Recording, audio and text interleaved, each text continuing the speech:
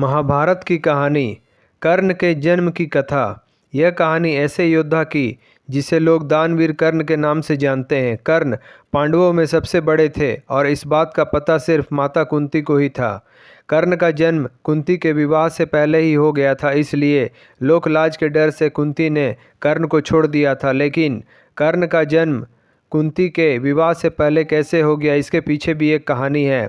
बात उस समय की है जब कुंती का विवाह नहीं हुआ था, वह सिर्फ राजकुमारी थी। उसी दौरान ऋषि दुर्वासा पूरे 1 वर्ष के लिए राजकुमारी कुंती के पिता के महल में अतिथि के रूप में ठहरे। कुंती ने 1 वर्ष तक उनकी खूब सेवा की। राजकुमारी की सेवा से ऋषि दुर्वासा प्रसन्न हो गए और उन्होंने कुंती को वरदान दिया कि वो किसी भी देवता को बुलाकर उनसे संतान की प्राप्ति कर सकती है। एक दिन कुंती के मन में आया कि क्यों न वरदान की परीक्षा की जाए। ऐसा सोचकर उन्होंने सूर्यदेव की प्रार्थना करके उन्हें बुला लिया। सूर्यदेव के आने और वरदान के प्रभाव से कुंती विवाह के पूर्व ही गर्भवती हो गई। कुछ समय बाद उन्होंने एक पुत्र को जन्म दिया जो सूर्यदेव के समान ही प्रभावशाली था।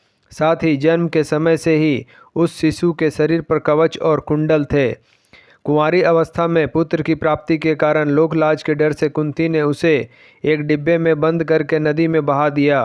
बक्सा एक सारथी और उसकी पत्नी को मिला जिनकी कोई संतान नहीं थी। वे दोनों कर्ण के रूप में पुत्र को पाकर बहुत खुश और उसका लालन पालन करने लगे।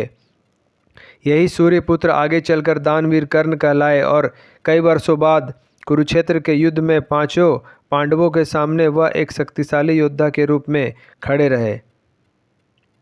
दोस्तों, आपको हमारा वीडियो पसंद आया हो तो लाइक करें, शेयर करें, सब्सक्राइब करें, बेल आइकन जरूर दबाएं। धन्यवाद।